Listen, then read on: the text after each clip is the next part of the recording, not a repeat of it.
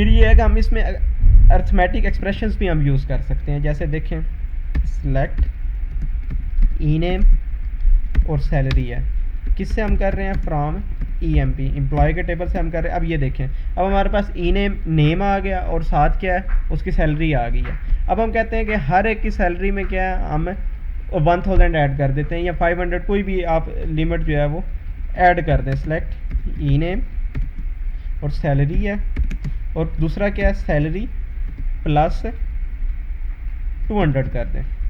किससे आपने 200 कर रहे हैं, EMP के टेबल से। अब ये चीज़ देखें, स्मिथ है तो सैलरी आपके पास 800 आ रही थी, तो अब क्या है, वो 1000 200 ऐड हो गया, 1600 थी अब 1800, 1250 थी तो वो 1450 हो गई। यानी इस तरह आप क्या है उसमें एडिशन भी कर सकते हैं। इसी तरह सब्ट्रैक्ट है, मल्टीप्लाई, डिवाइड, यानी ये सारी चीज़ें आप कर सकते हैं। अब ये एग्जांपल थी, हमने एक एग्जांपल से इसको कर लिया। अब फिर जब आपके पास ऑपरेटर्स मुख्तलिफ आ जाएँ तो फिर क्या है, ऑपरेटर्स की क्या होती है, प्रेसिडेंस होती है कि आपने किस ऑपरेटर के ऊपर वो क्या है वर्किंग सबसे पहले करेगा, किस ऑपरेटर पे बाद में करेगा, वो भी यहाँ पे चीज़ आ जाएगी। कि अगर आपके पास मुख्तलिफ ऑपरेटर्स एक ही एक्सप्रेशन के अंदर आ गए हैं तो वो क्या उन एक्सप्रेशन में फिर वो किस तरह वर्किंग करेगा कि वो प्रेसिडेंस को देखेगा। तो multiplication and division take priority over addition. सबसे पहले क्या है, वो यहाँ तो मल्टीप्लिकेशन और डिवीजन जो है इसकी ज़्यादा प्रेसिडेंस है एज़ कम्पेयर टू एडिशन और सब्ट्रैक्शन के। जहाँ पे भी ये होंगी तब क्या है कि आपने क्या करना है, मल्टीप्लिकेशन करनी है और डिवीजन जो है वो पहले होगी, एडिशन और सब्ट्रैक्शन जो है वो बाद में आएगी। फिर ऑपरेटर्स जब और फ़र्ज़ करें, अब क्या होता है कि आपकी मल्टीप्लिकेशन और डिवीजन जो है वो एक ही लाइन में आ जाती है और वो दोनों इकट्ठी आ जाती है। फिर क्या होगा कि लेफ़्ट टू राइट हम देखेंगे कि एक ही एक्सप्रेशन के अंदर, अब देखें हम इसके एग्जांपल कर लेते हैं। Select E name salary sal plus 100 multiply by 20 from EMP। अब ये चीज़ देखें, उसने क्या किया, सैलरी में 100 को ऐड किया और क्या किया 20 में। इसको और सिंपली हम करते हैं, ज़्यादा अच्छे तरीके से हमें समझ आ जाएगी। Plus 100 multiply by 10 select sal E name salary और क्या है, sal plus 100 multiply by 10 from EMP। अब क्या है,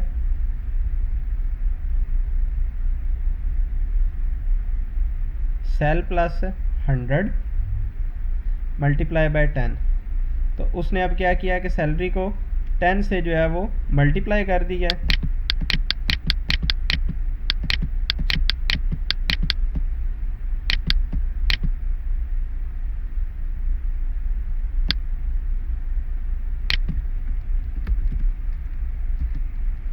LECT select salary multiply by 10 e name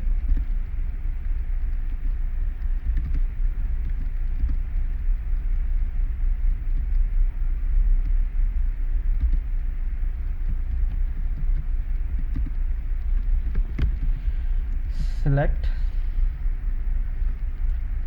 e name salary और sal multiply by 10 from EMP। अब ये सारी चीज़ें आपके पास आ गई हैं कि सेल को जब 10 से मल्टीप्लाई करेंगे तो 8000 आता है, प्लस 100 मल्टीप्लाई बाय 10 करेंगे तो 1800 है,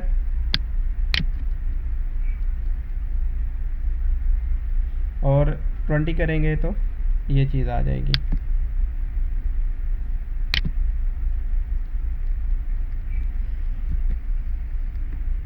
तो प्रेसिडेंस भी उसी तरह के एक ही जगह पे आपके पास आ गए। तो आपने पहले मल्टीप्लिकेशन या डिवीजन दोनों इकट्ठे हैं तो देखना है कि लेफ़्ट साइड पे जो होगा वो पहले होगा, राइट साइड वाला बाद में होगा।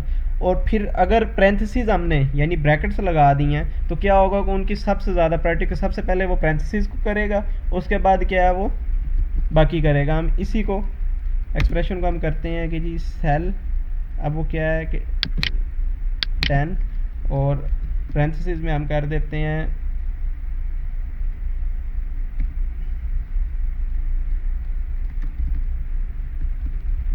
Cell plus 100।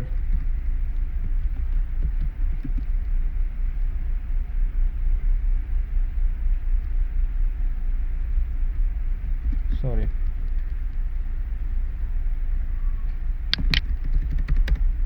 Cell plus 100 multiply bye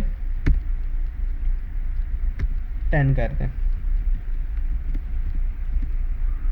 अब वो देख लें आपके पास उसने क्या किया, पहले सेल प्लस 100 क्या है 900 हुआ, 900 को 10 से मल्टीप्लाई किया तो 10,000 बन गया। यानी उसने सबसे पहले क्या किया, जो पैरेंथेसिस में थे उनको रिजॉल्व किया।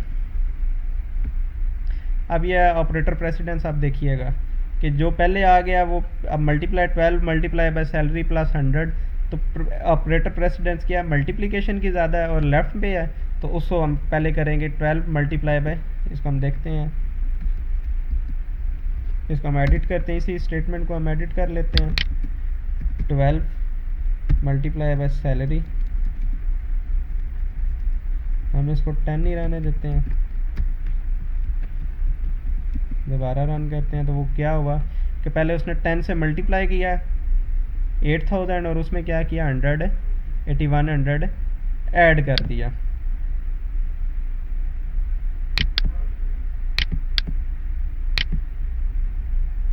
ये हमने सारी अब एग्जांपल्स की हैं। सेल प्लस 200 का ये था आंसर। फिर जब हमने सेल प्लस 100 मल्टीप्लाई बाय 20 किया तो ये हमारे पास आ गया। फिर जब सेल प्लस 100 और मल्टीप्लाई बाय 10 किया तो हमारे पास है ये आंसर आ गया।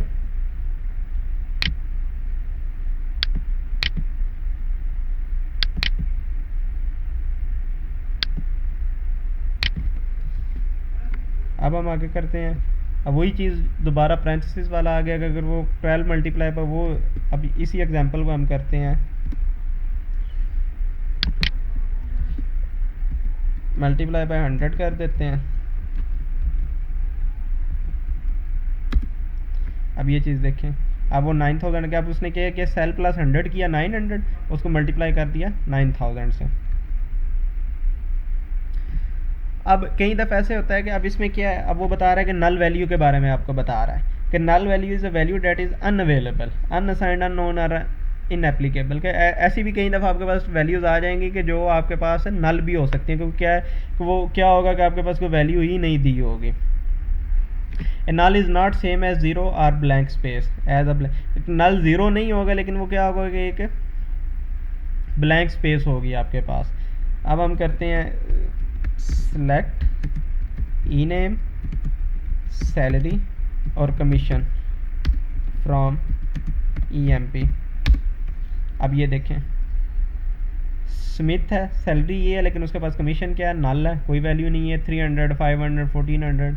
अब ये एक ज़ीरो पे आ गया टर्नर, लेकिन ज़ीरो और ये किंग का जो है ये आपस में बराबर नहीं है।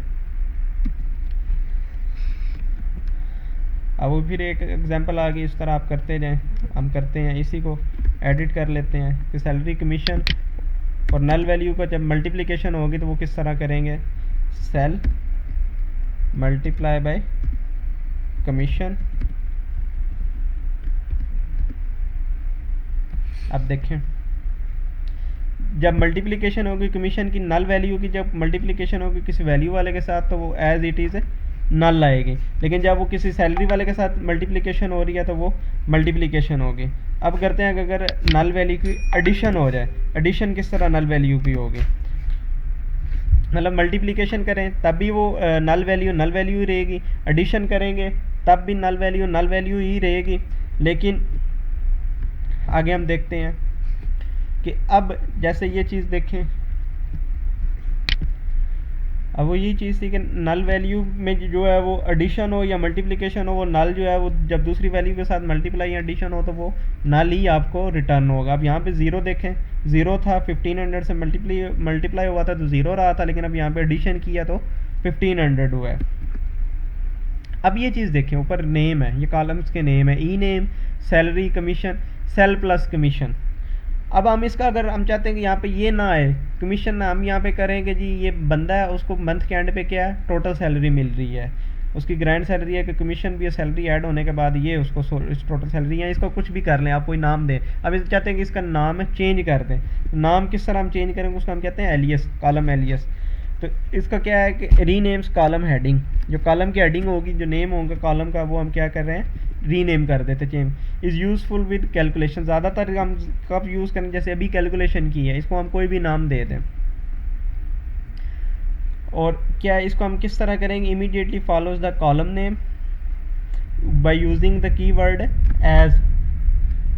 हम कॉलम का या तो एज यूज़ करेंगे या क्या करेंगे, अब उसका कोई और नाम देंगे, वो किस तरह। या इसका क्या है कि पहले प्रोसीजर क्या है कि हम यहाँ तो एज यूज़ कर लें, जो भी हमने वो लिखा उसके बाद एज लिख के आगे जो हम नाम देना चाहते हैं वो हम नाम दे दें। या दूसरा क्या है कि डबल कोटेशन मार्क्स रखें और उसके बाद क्या है उसमें नाम दे दें। अब ये दो प्रोसीजर्स हैं कि लास्ट नेम को क्या किया एज नेम रख दें, या कमीशन पीसीटी को एज COMM रख दें हम। दूसरा तरीका क्या है, हम डबल कोटेशन रखें, लास्ट नेम के क्या है नेम रख दें, सैलरी मल्टीप्लाई बाय 12 को क्या रख दें एनुअल सैलरी। इसको हम प्रैक्टिकली भी करते हैं। सिलेक्ट ई नेम, सैलरी, और फिर क्या है कमीशन है। कमीशन के बाद हम क्या करते हैं, सैलरी को हम मल्टीप्लाई बाय 12 करते हैं, सैलरी मल्टीप्लाई बाय 12, और इसको हम नाम दे देते हैं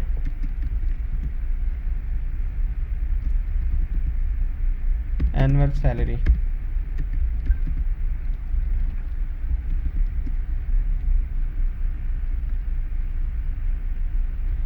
और एक और चीज़ कि जब हम एज यूज़ करते हैं तो उस वक्त हम डबल इनके दरमियान जो है वो स्पेस नहीं डाल सकते, दो लेटर्स के दरमियान स्पेस नहीं आ सकती। तो स्पेस के लिए हम दो तरीके हैं, या तो हम ये यूज़ करें,